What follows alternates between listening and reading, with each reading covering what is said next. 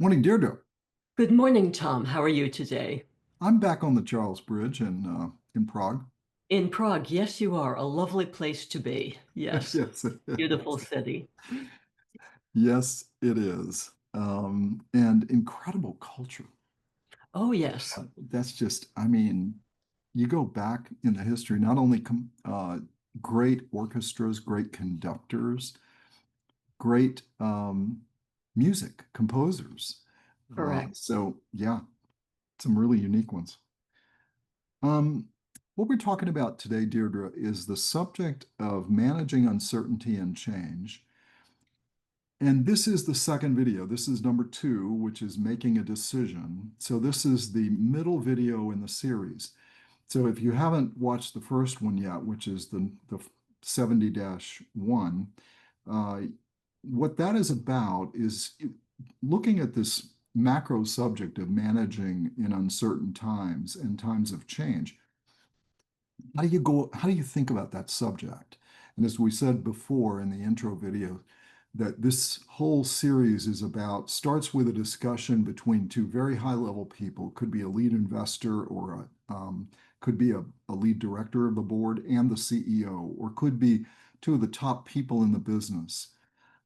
And they're thinking about a subject. They have in mind one topic, um, and then we go through how would that unfold? What would that be like? Because you and I have had many of those conversations, Oh, yes, sometimes not so easily and sometimes not so well, but we have plenty of experience in having those conversations yes, and designing them by sitting on a board and saying, okay, we need to have this conversation. How do we do this, right? right, Uh, but then it's having that conversation. That's what we're calling board debate is about. This is how do you have this discussion? By the way, that easily translates then into the discussion that would be had at the board. You just don't want to bring these things up cold without having thought first and having time to research your opinion. But that leads to this video that we're on now, which is number two in the series. It is about making a decision. How do you get yourself ready? What do you have to do to get yourself there? You may be dead cold on the subject, so you don't have to. You've already formed your opinion because you live and breathe it every single day. But this may be something you understand very well, but you need to think through what are the current issues because, as you and I see with the evolving marketplace, increasing in speed and increasing in leverage, that we think you're going to be facing uncertain marketplaces for a very long time. It's just going to be for different reasons. And so your way of managing has to change. And we think that the whole way of not only of what you do, how you make sure you're ready to make these judgments, but also the way you can adapt tried and true methods to fit this. And you're going to go through this in more detail in a second.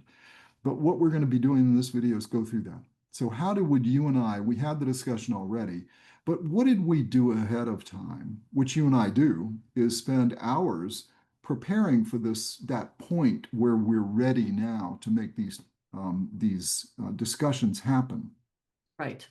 And essentially, what tools did we use? What frameworks? What way of thinking? What way of researching did we use? And we'll just go through and do a descriptive thing of that, which we'll do in just a second. And those will focus on, in this particular case, on two of our frameworks that specifically. One is more of a macro framework that we call the three questions. And applying that about what's going on in the marketplace. What are the conditions I'm facing? Because before you can really truly apply a good method for deciding what to do about something, you have to know what's going on in the environment. And then secondly, we take a micro tool, which is the our characteristics of a great leader. And we believe there are 10 of them. At least our current thinking is 10. Um, and we go through them and say, now, if we're the leader, like if you're the CEO, you're sitting there saying, all right, I have 10 of these things that are my job responsibilities. Let's go down each one of them and say, am I applying that? Am I using that? Am I demonstrating that in this particular approach to this? The first one is remain expert in your field. Well, it could be something has just popped up and you are not an expert any longer, right? So you have work to do to go get yourself up to the expert level. We can keep going through these, but it's a way of elucidating the material and getting the micro level issues to come through. And now the final point is I mentioned we're using brand as an example here. Why did we choose brand? Because the real issue is about growth and about sustaining in the marketplace. Well, um, a really fragile element of your business is your brand during this time. We're doing that instead of taking an example of a company, which we could easily have taken Cracker Barrel as an example, or Bud Light, or Tylenol. We can keep going. You and I do, by the way. We use those examples in video one, where we go through all that. But we could have. We chose not to do that because you and I we try not to get personal in these things. So we don't want to shoot at one CEO or one board of directors. We want that to be a general view. It's the other reason why we didn't really choose the Nobel Prize. One could have chosen the Nobel Prize. And what did it do to the branding? We're not making a judgment whether it's good or bad, however they chose to do what they did or explain what they did. We're just observing because we look and say, was that a good approach to that situation? That's what we look at it for. We chose not to do that, but you could use the same framework that we're going to talk about and quickly elucidate the issues you either created for yourself or you have solidified. And that's the real point here. So with that, Deirdre, I'm going to turn it over to you to frame this for us before we stop this piece and then let you on to the actual work. So, how did we prepare for this discussion with you? Yes. We did research, which is what we often do. We went out and we looked at what topics are engaging leaders, CEOs, boards, and so forth. And these are the topics we're going to be discussing in these whole series of videos because these are top of mind for everyone. But the main topics we came up with or identified were things like emerging technologies, particularly all of the forms of AI, economic uncertainty, which factored really heavily into this conversation, questions about the effectiveness of ways to grow and scale in these times, and so forth.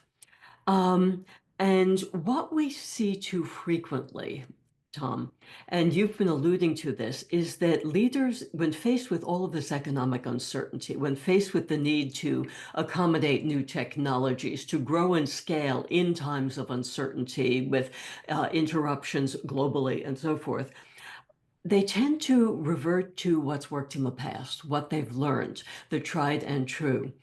And you and I are pointing out that you can't grow by doing things that you did in the past.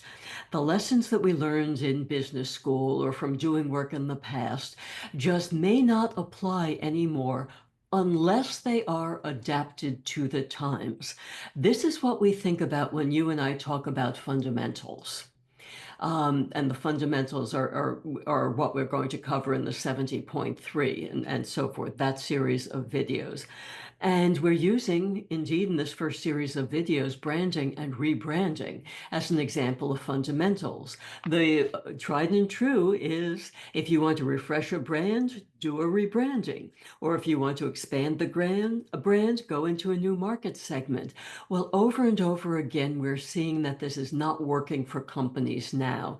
That even though companies felt that they were doing what they knew how to do, that it just isn't working given the economic uncertainty, changes in the marketplace, changes in demographics, changes in how customers are responding to products, and so forth. And so our research also showed us that in these times of uncertainty, you don't change what's working.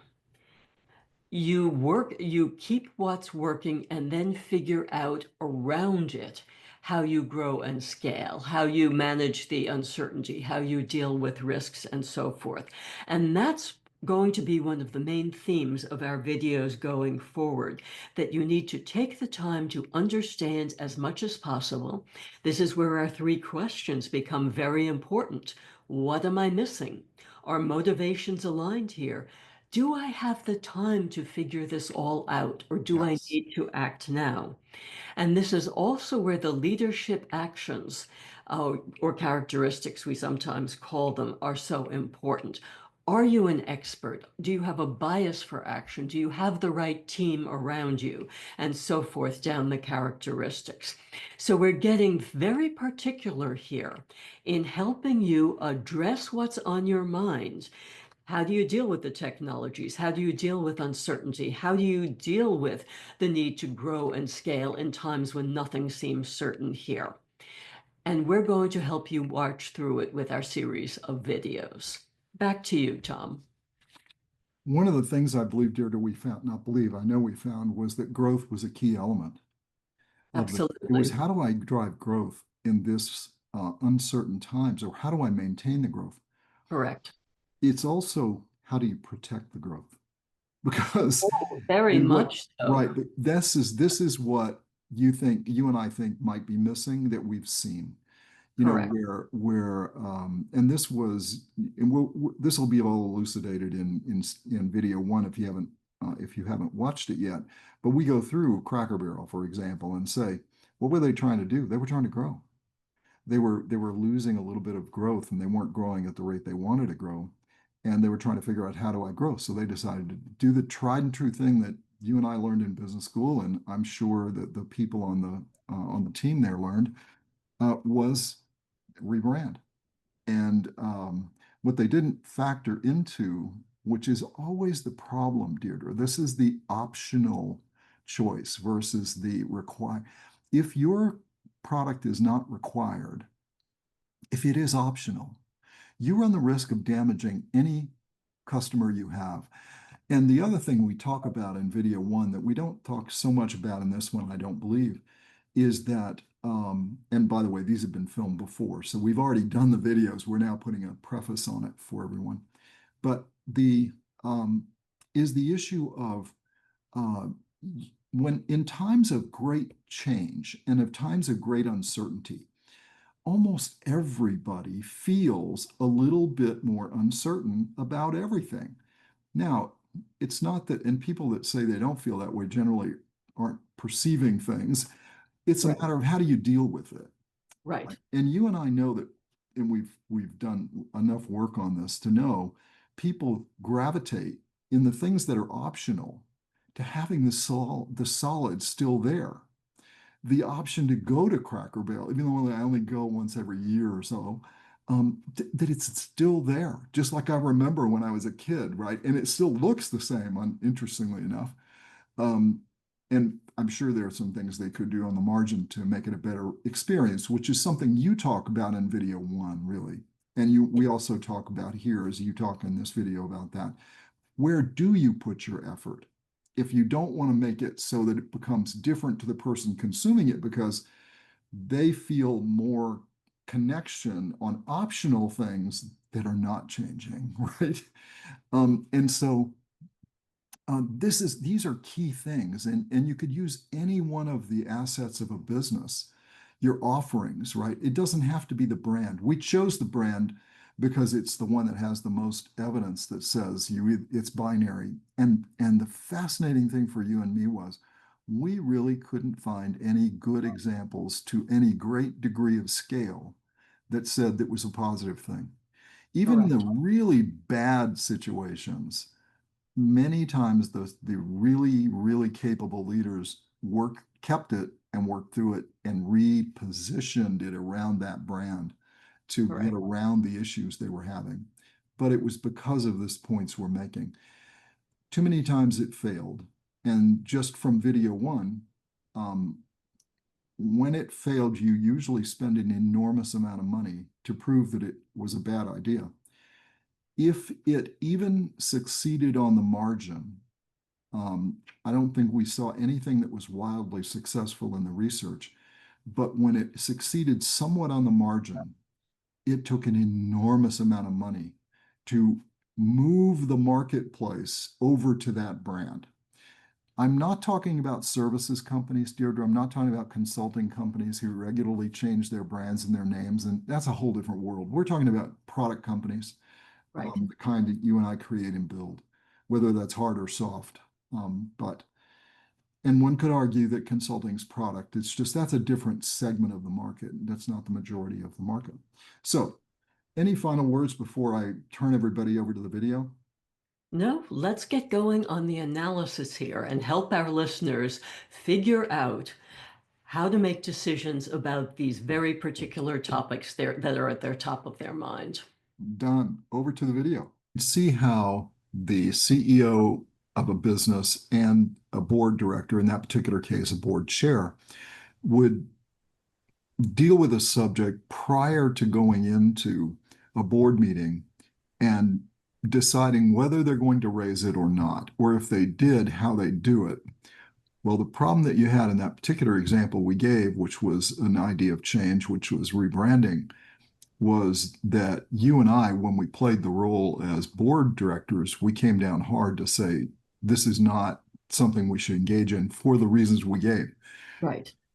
Also, it's incumbent upon the CEO to think that way too, because they have to be doing exactly what the chair of the board does, which is evaluating. But the chair of a board has a different responsibility. They have to not only know how to provide appropriate oversight of what's going on, what the CEO is doing, they have to choose the CEO, right? They have to make sure that the CEO fits that role properly. So when you look at responsibilities, the responsibility there is the board has to make sure the proper leadership is in place and they have to properly oversee what's being done by the business. The CEO has to take full responsibility for convincing the board that they're on the right strategic thing, the strategic direction, and secondly, for being able to execute on that once they've convinced them of their way, which in that particular case, the CEO couldn't convince the two board members, but went ahead anyway to the board. Very interesting situation. Right. But what we'll do now is to say, all right, how did we, as those two, when we both play the role as board chair, how did we come to that conclusion, right? And why would we have come to a different conclusion if we had played the role of the CEO? Right. So we'll go through, you and I used, in this particular case, we used three different methodologies. We call them tools that how you and I think about these kinds of situations. The first is a situation evaluation set of things where we assess the marketplace, we decide can we proceed? And then third, if we did, could we execute? Right. Right. Then there's a second tool we use, which is called value exchange, which says, all right, based on just a quick analysis that I did myself as CEO, could I envision operationalizing this thing? Hmm. And could I envision properly being able to know when I could adjust, when I should adjust or not? Right. And lastly, do I think I could actually achieve the outcome? Right. And the answer is because that's what you're putting into it. And then you have to ask, that's what we call the give, right? You're giving that to the marketplace. The Right. value exchange has another component. What are you getting back from the marketplace? That's why we call it a value, not just a value exchange or value proposition, which is the layer of what you're offering, but it's in return, what's the market giving you back? And do you have confidence you're going to get it back with enough conviction that you're willing to dedicate the give, right? Right. And in many cases, especially in entrepreneurial businesses, there's a heavy aspect of monetization in that getting, right? It's not just mind share, it's not just market share conviction moving in it's the resulting monetization. So if you then are looking at risking the equation, the business equation that you're there for as a CEO, or you're there to oversee, which is the board's role. And then lastly, the thing you and I do is to say, all right, I'm the leader. Either I'm a board chair, I'm a board director, or I'm the CEO or the founder who's running it. What is my personal role? What is my personal role as a leader? Right. Meaning, what are the 8 or 10 responsibilities I have as a leader? And I go through them, and am I meeting my own responsibilities towards that? You and I do this, unfortunately. Well, we created it so we can do it in our sleep almost. But Right. what we're attempting to do here is give you the how to. The how to, how did you and I construct that thought? So with that in mind, and then as we said, the third one, just said in my way of saying it, is then we're going to deconstruct all the tools for you. So we'll tell you, how did we think about that give? How did we think about that get? What is that aspect of monetization? And where does it not apply? Where does it apply? How is that constructed, and what is the broad applicability of this, and also for the assessment and the actual tools? That becomes part of our university. That's where you're learning the capability, not just applying something you intuitively would know. So with that, Deirdre, why don't you take the first, the 3 questions test that you and I start out any situational evaluation. We ask ourselves those 3 questions, with the bonus question being risk. How would you then, and so we're going to go back to the analysis, right? It's back to the situation. We're looking at, and I'll be the CEO. Let's let you be the board chair. You're the seasoned executive. And you sit there and say, all right, how do I think about this before I walk in to go see Tom and see what Tom's thinking about? Because this is how I see it. So why don't you take us through how you would work your way through those questions? Fun. That these questions are aimed at getting your mindset really clear, a mindset of clarity, at making sure you're looking at the marketplace clearly, at making sure that you're seeing what is right for this business, this particular business, not just what you're hearing off someplace. The very first of the questions is, what am I missing? Very important question that far too few people actually wind up asking. That people tend to get into a frame of mind where we're going to do AI. Okay, I've got to pick it and do this. Well, what am I missing? Do we have the capabilities? Can we afford to do this? Is the use case there? And this whole string of other questions about what am I missing? Why do we have to do AI? There's a question to Yeah. start out with. The second question is motivations.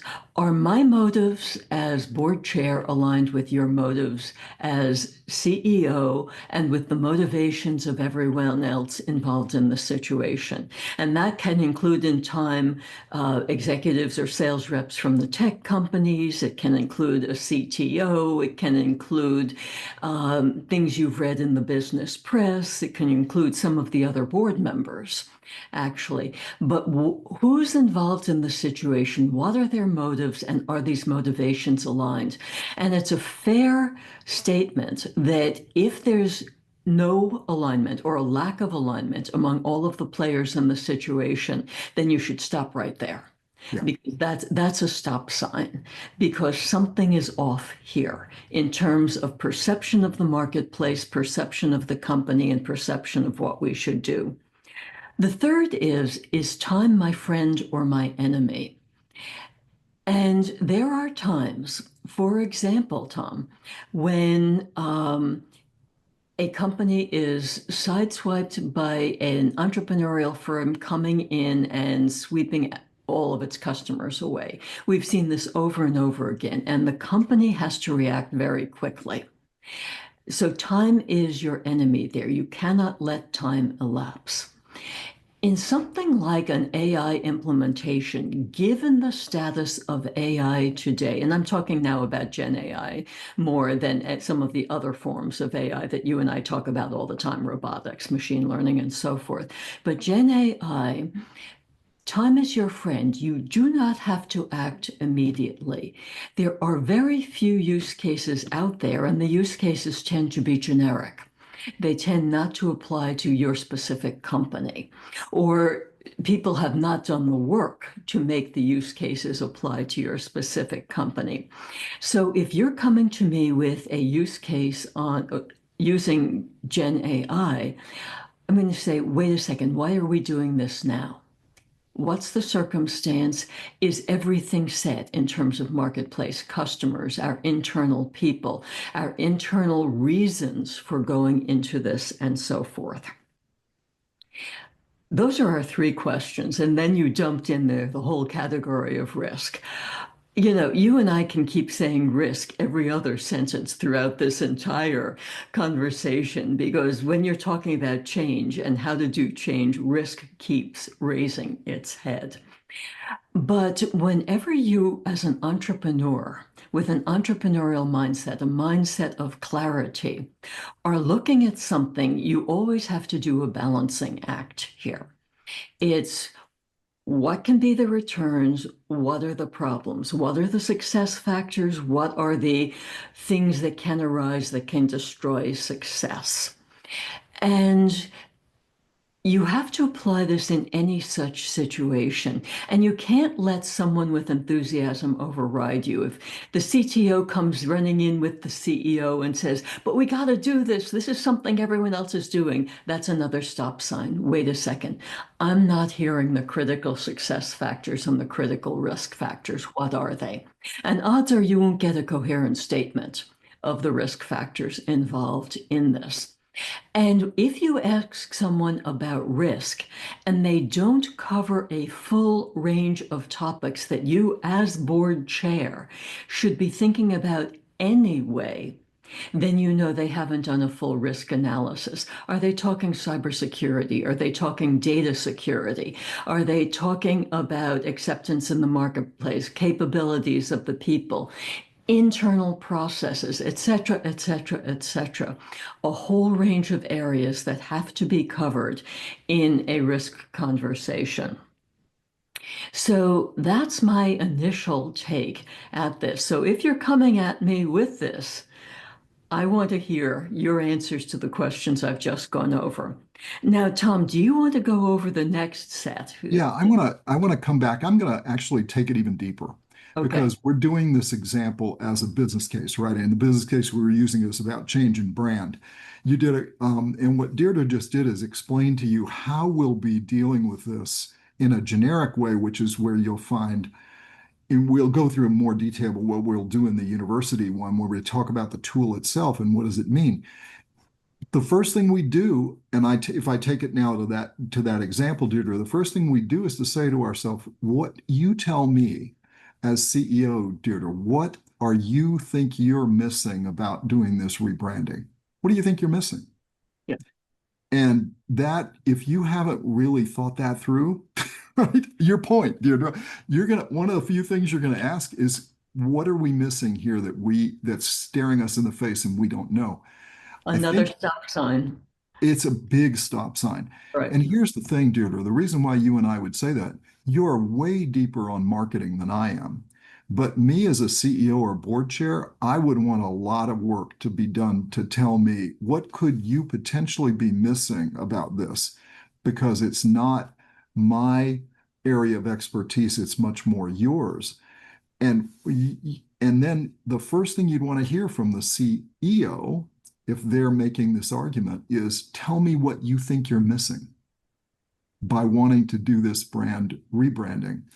The second thing we'd say is tell me about how the motivations of the marketplace and the motivations of our business and our board and our objectives that we've defined for ourselves, how they support you in Mhm. this, or how what you are proposing for a brand change is going to support those motivations. Correct.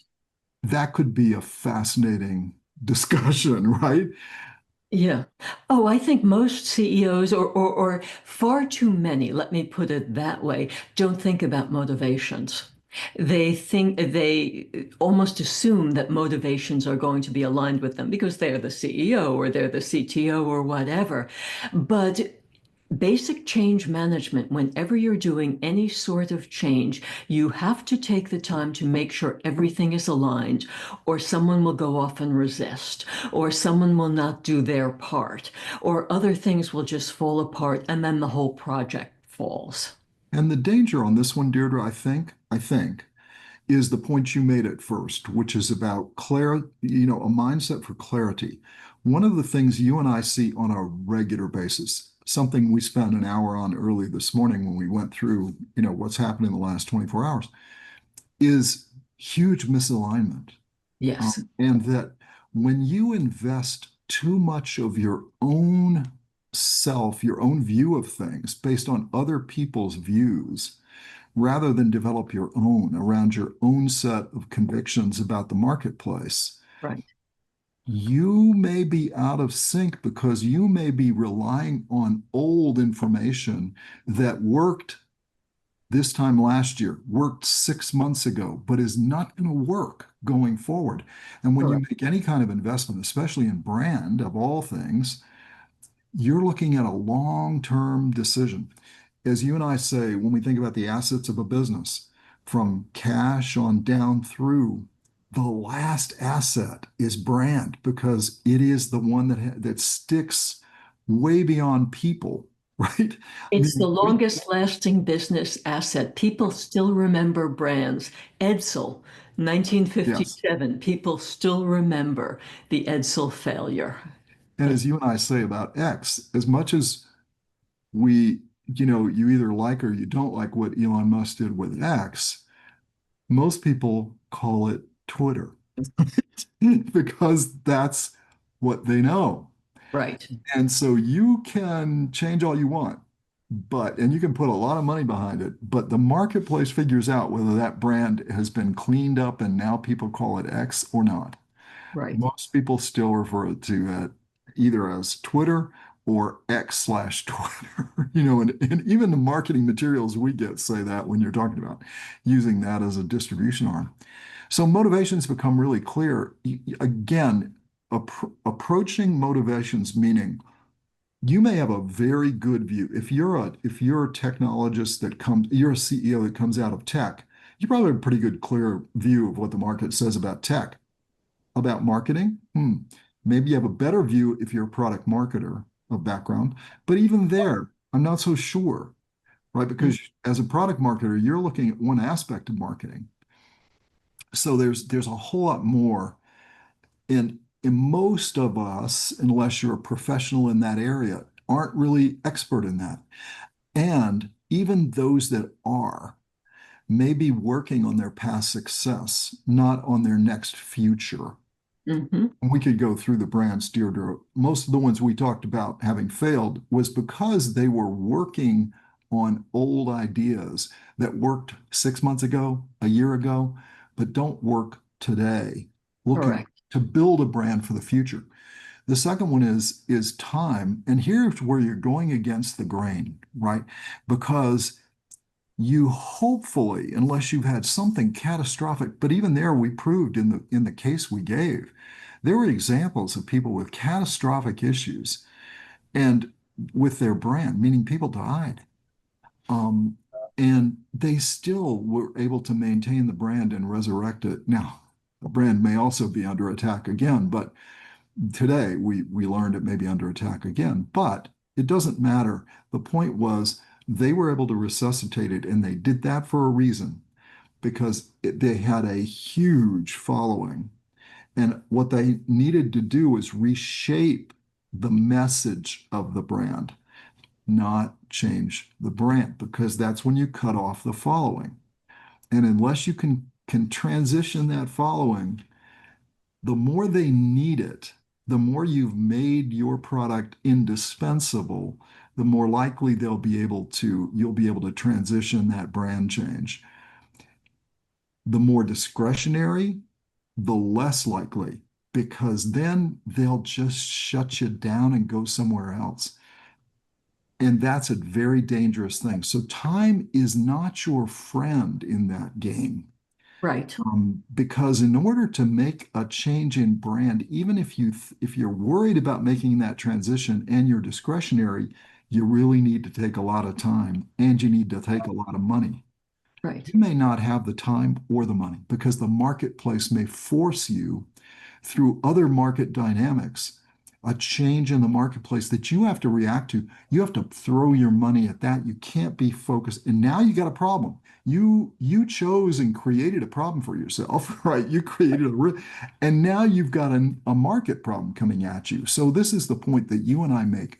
If it's working today, don't change it.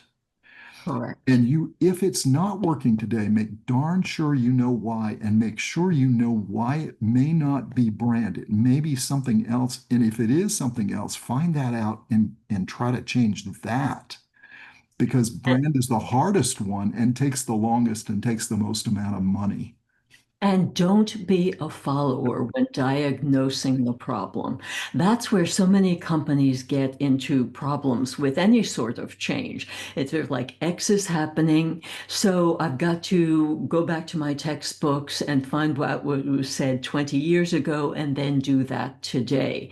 May work, odds are it won't, because you're applying a generic solution to an evolving marketplace and to a company with different capabilities from the companies in the textbooks of 20 years ago. So the more you have a follower mindset, the easier it is for you to make real mistakes when making change because you're not thinking clearly. And exactly. And remember, when we say follower, we mean you could be making something up and decide to follow it. And that's what you mean by follow. You mean a really hard follower, where somebody has convinced themselves in their own mind from some random thing and they get conviction and they want to change it and they'll force it through. We've seen it happen. Force of personality in certain organizations and it fails. It fails almost guaranteed. Now, why? Because they were not approaching a mindset for clarity, Deirdre, which is what you say to begin with, right? You got to keep that mindset for clarity. You've confused the mindset by believing something that you've made up that it didn't come at you from the marketplace, just something you're envisioning will happen. Right. I'd rather be, and even the great entrepreneurs don't are sometimes way too far ahead of their time. Steve Jobs many times produced things that it took him a long time to make work because they needed another step of the crank. Elon Musk is one of those few people that seems, at least for the moment, to be able to match his vision with his capability. It's really incredibly important and very hard to do. And the point also about following, the one that you're making about using things you've learned in the past, that again is a mindset for clarity. What has long-term sustainability there and what doesn't? You have Correct. to be able to make that. And that's why we say sometimes you have to go back to school, right? Because you have to kind of break your current way of thinking as long as, and this is the argument you and I have, as long as the school is looking forward, right? And they're approaching it that way. And that's probably the conundrum we're in these days is just a lack of enough places you can actually um, learn for the future, learn Right. for the future. And then you get, Deirdre, to the second element of this, beyond the assess, and we come out of the assess with we throw a red flag at the assess and just stop it, right? Absolutely. And when you get somebody who, if you determine there's somebody who's caught up in something that they're following a hollow narrative, something they've created, rather than looking hard at the marketplace and looking hard at the business, then you have to question the person, Yes. whatever role they have, right? Right.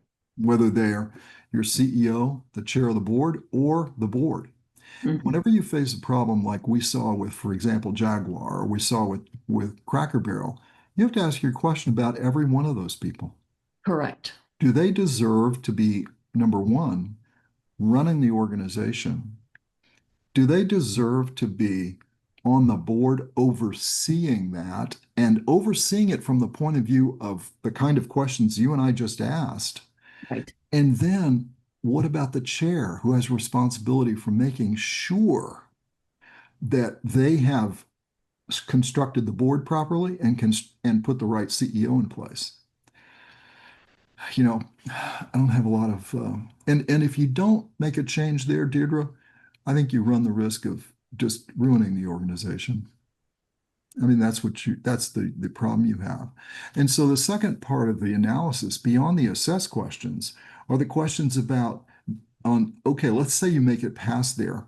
We really wouldn't have in the brand situation, right? You and I would have That's shut that down. correct. Too many Matter of red fact, flags, too many I stop was chair signs. of a board of an organization where we had somebody who just they followed their own made up narrative Right. and they were very convicted about it. And I just don't believe they deserved to continue on the board or continue have any influence of substance because they couldn't meet those tests.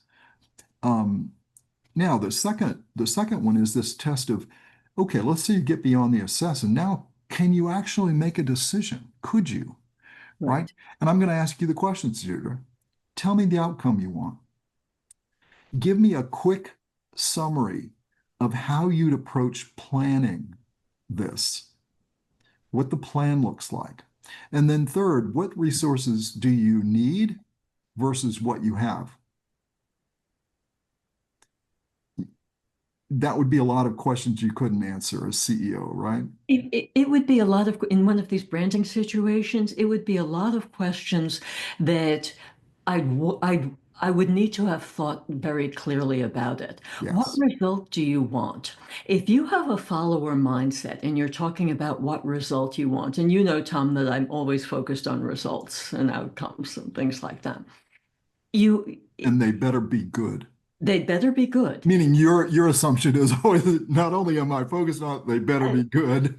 Absolutely. And because if you have a follower mindset, you probably are following almost more to do the thing than to have a particular goal in mind. Yes. Yes. Or you are seeing that, oh, someone else did this and got that outcome without thinking clearly about your marketplace, your business, your goals, and of course, your company in itself. Can your company deliver this kind of result? So it's part of, I see it as part of the mindset analysis. Are you thinking clearly about what you want, what you can deliver, what strategy you can develop that you can execute, that you can Exactly. implement? And that's where an awful lot of breakage happens.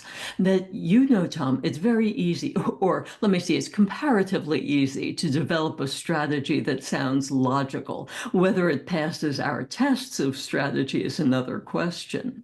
But then you say, okay, can this person execute this to get the goals that they've stated?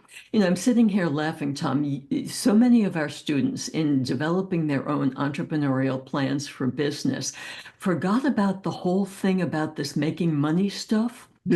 You know, they would have a beautiful business, and you'd look at the plan and say, okay, how are you making money? And a look of utter confusion would come into their face that they sort of forgot that. Or even if they had an idea about how they might make money, I'd say, okay, in your financial model here, where's your cash flow? Where does cash come into your company? Where does it go out? How can you deliver this financial result that you claim you're going to get? And they would just absolutely forget that. Because remember that by and large, a purpose of rebranding is to refresh a brand so you gain more customers or retain the customers you have, dot, dot, dot, to get better financial results. It all ties in with better financial results. It's not just done for the sake of branding or for the sake of some other thing or for the sake of some follower conversation that you've had. If you're looking at a situation clearly, it's to get to those financial results. And Deirdre, you would also when you're talking about want to see this, meaning tell me what you're changing and tell me why you're changing it, and then tell me how your change will do that. Tell me why currently, this very moment, that is the problem. Tell me that. Tell me exact. And this is the problem that we would have in that rebranding discussion. When the question was, why are you doing this? The Correct. answer was, well, everything else is changing. So it would be a good time. Why don't we just do it? And it's change. It's always good to change. And our point was, in some things there are, but you're facing, as you and I showed and demonstrated in that discussion, you're facing an awful lot of unknowns coming at you from the marketplace. Wouldn't Correct. it be more prudent to invest inside your business to get ready for those things, even though you can't articulate what they are, you know they're coming. So, because of all that, wouldn't it be more beneficial to you to work inside your business to get ready for those and think about this next time, right? But just because the marketplace has vast changes is not an opportunity for you to change. Um, and certainly not if you're a follower. You're the follower. You're following an unsubstantiated narrative that you've created out of something, or an unsubstantiated need in the marketplace that can't match these tests. In the business world, you never change just to change. And I want to make 2 points here, Tom. One is that you want to test. I, as board chair, listening to a CEO, CTO, I want to see their research. I want to see not just a correlation between, say, a rebranding and more revenue. I want to see the causation there. I want to have a strong sense that you know what the causation there will be. Because you can say all you want, oh, if we make the decor nice and fancy and so forth, we'll attract all of these new customers. What makes you think so? Where's your research? Where's your market research? Have you talked to people out there? I don't want to see a magazine article. I want to see your research. Just so important. The second point is something that you and I have talked about a number of times. And want to bring up here is that we are in a data heavy age. There is so much data being generated all over the place. And one could take any data that's floating around out there and say, this data says X, therefore we do this and we'll get X. It's just like, stop. Is this data pertinent? Where does this data come from? Where does this research come from? What point are you trying to make by connecting this particular piece of data with this particular outcome you see out there? There has to be not just clarity, but extreme clarity about the use of data these days, simply because there's just so much out there. And frankly, most of it is not going to apply to your particular situation. And I will tell you flat out that I've had people come to me with plans and give me data. And I say, wait a second, this data applies to X, and we're talking about Y. And I'll hear, oh, well, I think we can create a parallel here. It's sort of like, no, there's no parallel here. Go out and find data if you can that relates to Y, and if not, go out and do some research and then come to me. You cannot just simply, because we're in a mindset of data in the business world generally, take any data presented to you in good faith. Odds are it just doesn't relate. Yes, and the issue here too, and that's why we chose brand, not just because we see so many mistakes being made in brand that are incredibly costly, may mean the difference between businesses surviving or not. Um, we see that this amount of information that you talk about and data makes markets move. and it makes markets move really fast. Correct. Right? And so as a result, if you are not watching that edge in front and you don't have the instincts for that market, you may be going in the very wrong direction. Correct. And you have been dragged there by information, as you say, that really isn't pertinent to this. Meaning there may be, two people that have had a problem with some they've taken money from they've done been taken bribes, and you say, oh well, we could have somebody that takes bribes. Okay, what makes you say that, right? Or you had somebody that worked for you that did. Okay, prove it to me, and Right. prove to me what that risk is. Do the analysis, do the mathematical analysis. We can make that, we can figure that out. Right. But if you don't have the skills and you're making that kind of a judgment, you better have the research, meaning you better have somebody beside you that really does know the market, right? Correct. Or you better pay the money for the research, or you better learn how to do research, right? Correct.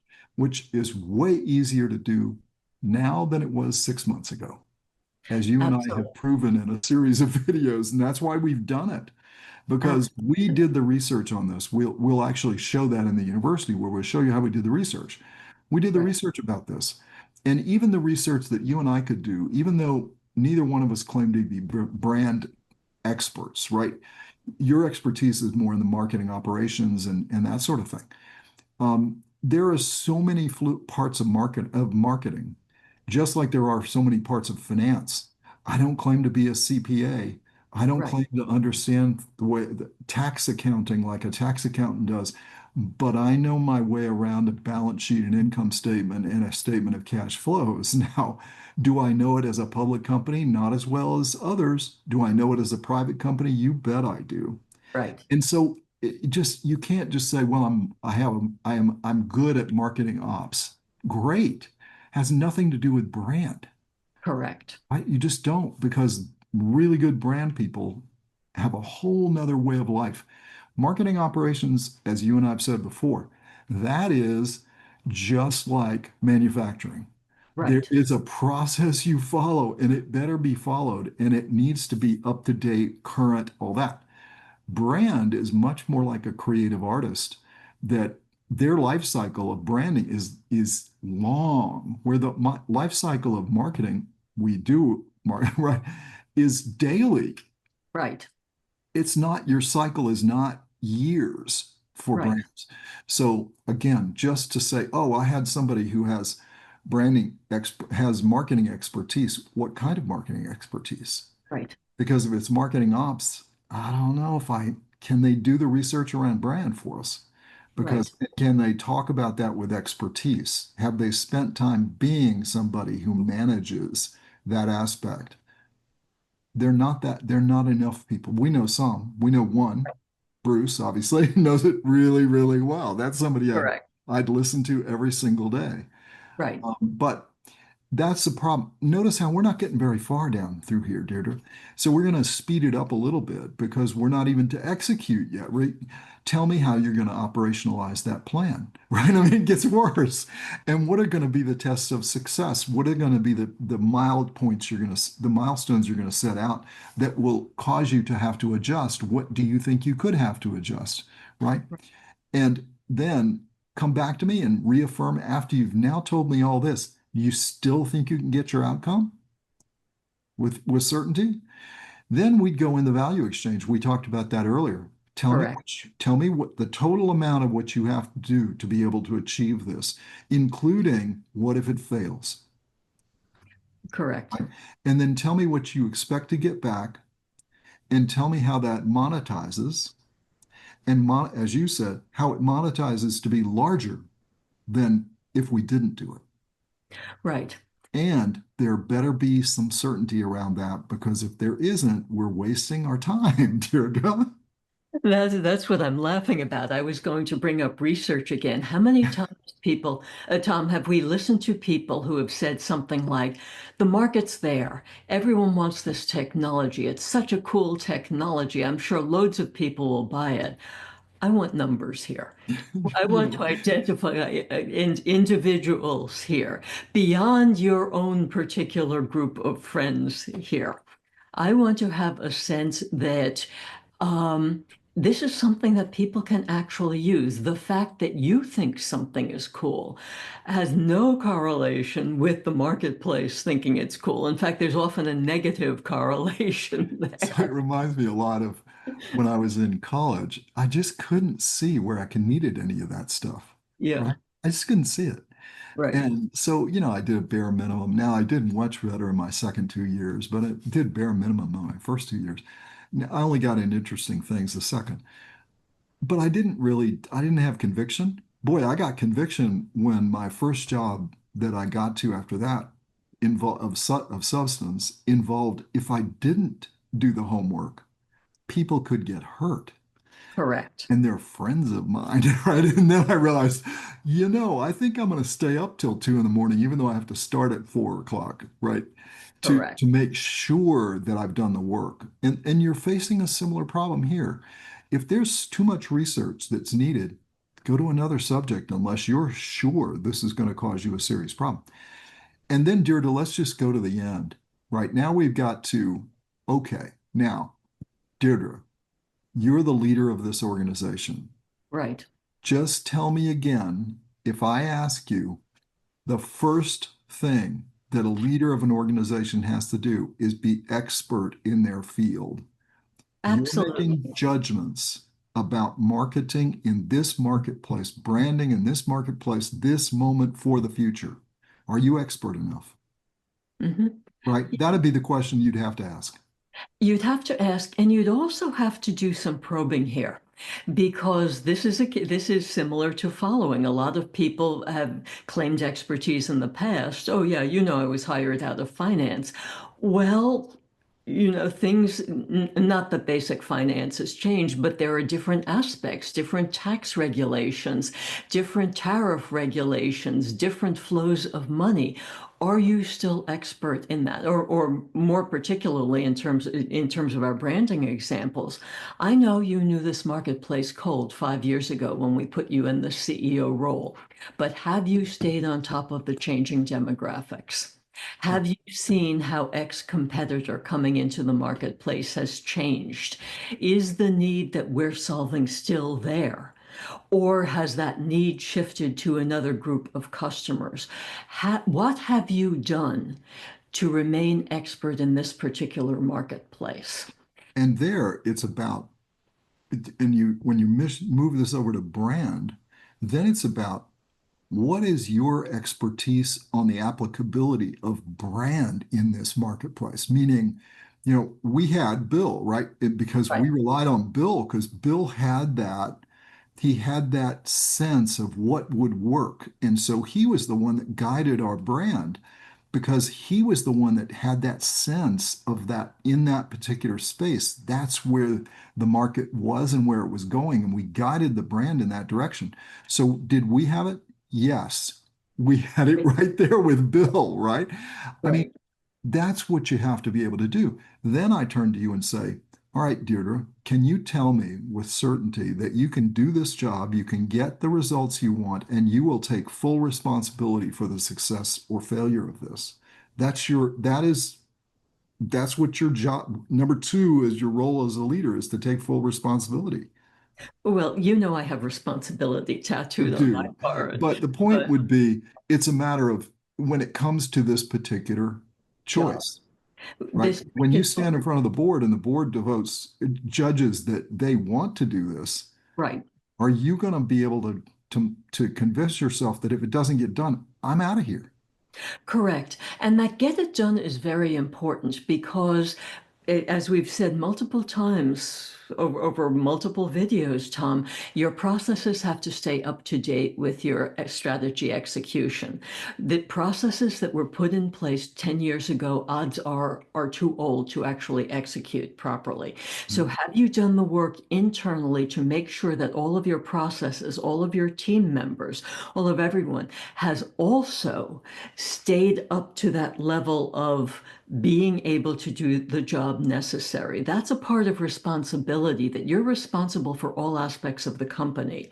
And if some of the aspects of your organization, like team, like processes, like infrastructure, are incapable of executing a strategy, you as leader are responsible for that You failure. bet.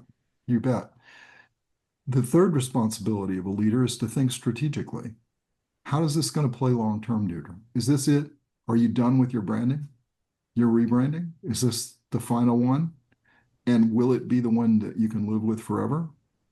And what about the marketplace tells you that that's the case? What Correct. if you changed everything, right? You changed, meaning you did the Elon Musk or the one that I was talking about. When I left because they wanted to do the Elon Musk thing, change from X Twitter to X, no commonality. Hmm. I mean, you say to yourself, I just don't know. Now, Elon has a whole different vision of the world, right? And okay, I get it, but boy, that's dangerous. And so you really have to say to yourself, are you really acting on solid information, right? This is your point.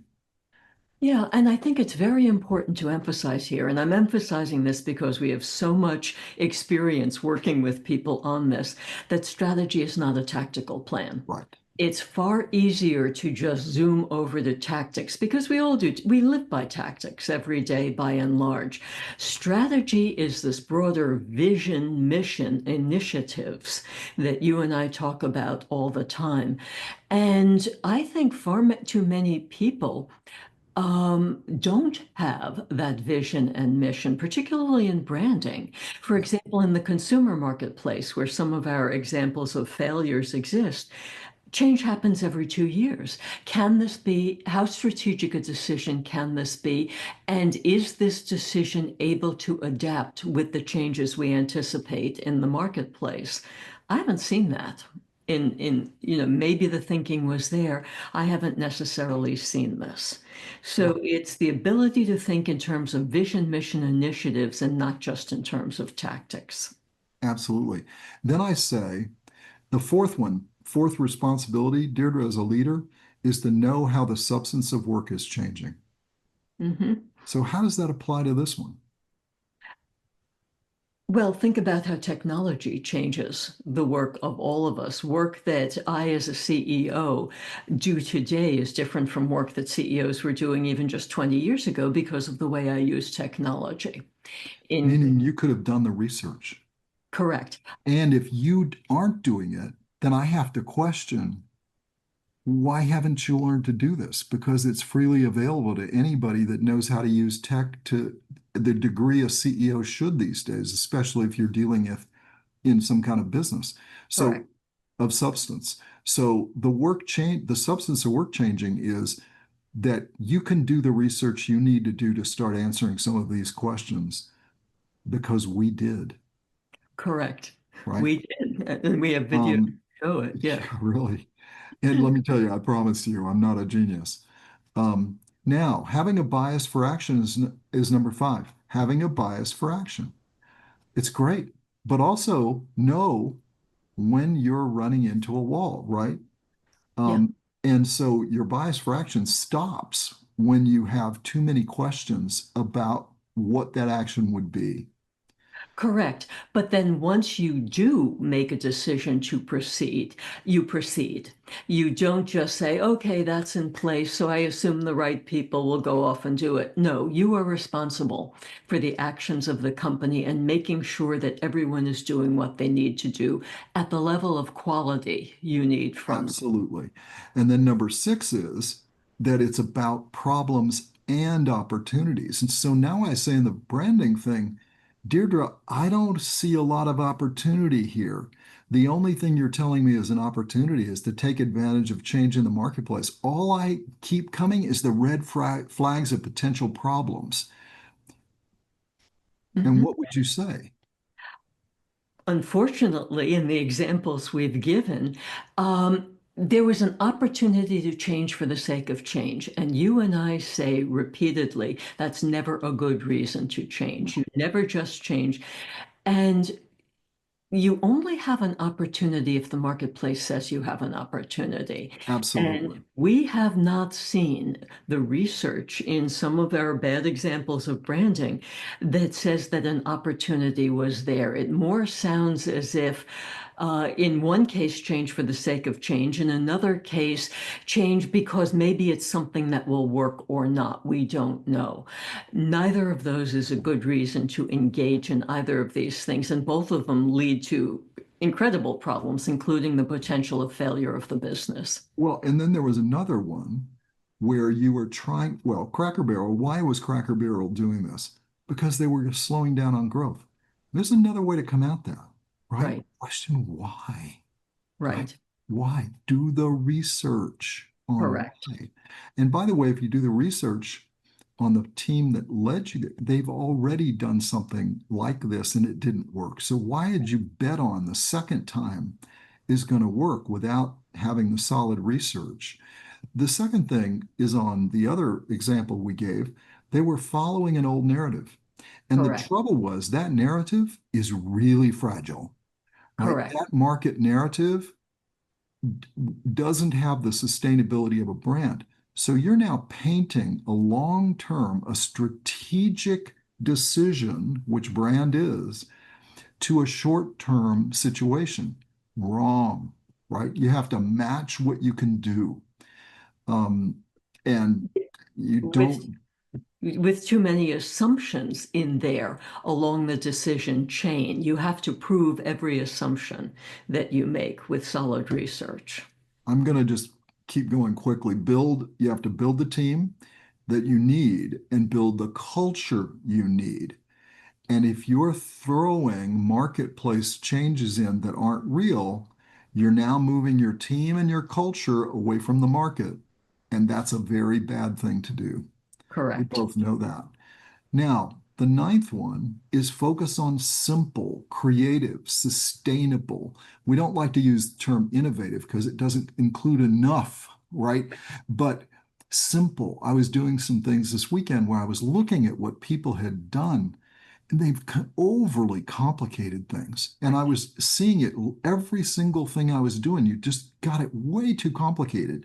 Correct. And the current solution is really elegant. It's simple, it's creative in its own way, but it has substance to sustain. It's robust. So it's Right. got all three characteristics. It's simple, it's creative, and it's robust. It's got sustainability, high quality. Right. Um, you love answers like that. Yes. This sounds more like a disaster to me, this change thing, right? It seems like, oh man, we could be going in the wrong direction on simple, creative, and sustainable, right? We're not following that pattern. Right. Number 10, communicate. Communicate what? Why? And as you and I said, if you don't have a really good reason and the marketplace doesn't look at that and say, oh, yeah, finally they did that, they're going to start wondering, as we said in the video, the first question is, well, you're going to say, I hear what you're saying, Deirdre, but is the marketplace going to believe you? Because And authenticity, you and I believe, yeah. is going to become even more important as time goes on in this marketplace for all the reasons we've talked about. And that's the most important point. You communicate in terms of what your audience, your particular audience needs to hear. You don't try to ram your message down people's throats. They'll just tune you out. They need to know why what you're doing is something that they should pay attention to or why they should believe it or accept it. And this includes internally and externally. And it's Exactly. basic change management.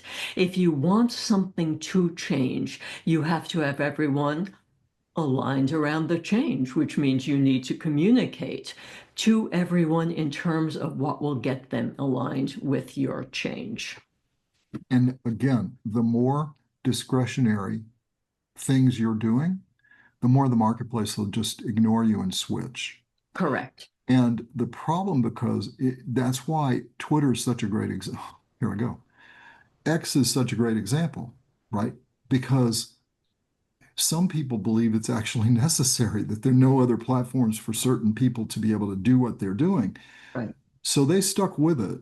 for the conviction of that, other people did change and created their own versions. Blue Sky and others, Right. um, they've created their own versions of this thing. I mean, it doesn't matter if it's going to be successful or not. You still pulled a lot of people away and a lot of advertisers away. Right. And did they come back? It was really hard to get some to come back. And success works, but boy, it's just why would you do that to yourself unless you believe you have a problem that you need to solve? But then Mhm. this communication becomes important. It needs to resonate with what the market believes so that it's easy for you to communicate both the marketplace and to your people, and they get it. They get Right. it. But more importantly, to the marketplace. It Correct. doesn't matter whether your employees get it or not, as much as it does the marketplace. Because the employees will resonate. If they see the marketplace reacting positively, they'll react because they want to see success for the most part. Also, the problem is, Deirdre, the first question I'd be thinking about if I'm on the board, if you're on the board and I'm the CEO, you're going to think about, oh, well, I just listened to this and I didn't feel all that great about it. Is Tom really the fit for this job? Another of our basic questions, do you have the right people in the right place? Can they do their jobs well? Do they fit into their jobs? Yes. Oops. And the other thing that we try to tell everybody taking on anything of substance, if you can say to yourself, I'm inheriting this, you own it all after a few months. We That's say three correct. months is the max. After 3 months, it is not the historic person's problem. It doesn't matter how much logic tells you it's going to take you 5 years to change. It's your problem because it's your problem to accept responsibility to get it done or not get it done. You better Right. have a good argument because you're going to be living with it. And then the last thing that you've wanted always to add in is this, and you say to yourself, it doesn't matter what Tom says as chair of the board. I, Deirdre, I value my sanity, right? And I try to take every moment I can when I'm not working, which is most of the time, and try to cultivate that sanity. Do I really want to go down this path? Do I have a strong enough conviction to know that this is going to be a positive outcome? Right. That's a hard question to answer in a case like this. So It is I a but it also gets at the question of following. If you have a follower mindset and you get to this question, you should be able to say, wait a second. That's your last point where you can say, okay, this mindset doesn't work for me anymore. Let me start to think clearly about something. exactly. And so it's really hard. We've beaten as this rug as hard as we could beat it, right? I mean, the dust ought to be out and dirt ought to be out of this rug at this point. But the point is, there are enough things you could tell as a leader, right? If you're a leader, you're a board chair, you're even on a board, these using the three questions to assess, just quickly asking the question about, do you have even enough to make a decision at all? Why are you coming to me if you haven't even done that work and done the research? And do you have conviction you could execute? And then ultimately, can you give me conviction that you can get out of it more than you're having to give? And you Correct. can make the equation work long term. You can't separate that out from what you're doing. And if there's too many risks in that ability to say yes, that's another problem. Correct. Then you take this whole point about role as a leader. We just gave you our 10 characteristics that we think a leader has to exhibit to do the job well. And he or she, if they can't do these and they can't convince themselves they're doing justice to each one of these 10, making the long-term change that a brand would cause change is a dangerous place to go. And so Agreed. that's even just using one of these, you don't have to use all three, would at least start to raise enough questions for you. Now, as I Right. said, you and I are going to take each one of these and go through them. Not only why are these the ones, but what are their broad-based applications? Correct. And how can you take not only this example, but other examples and tell yourself, and we may go down the AI path for that, where we go through and Correct. continue on the points you were making about assess. and just go through the AI implementations. But which may be a good example for the university where we're trying to teach the capability, not just teach your instincts, because most of the people we talk to already have these instincts in their minds anyway, and have enough capabilities. So anything you want to add to this one, Deirdre? We've kind of, as I said, I think we beat all the dirt out of this rug. No, I think we've covered it. I can't think of anything short to add. So why don't we just summon the rest of our comments for next time when we talk about the That tools? sounds great. It'd be really, I can't imagine how long these would be if we had conviction about a subject. Yeah, Deirdre, that would be a conviction. These things would go on for 3 or 4 hours. It's always a pleasure. always a pleasure, Tom. So long.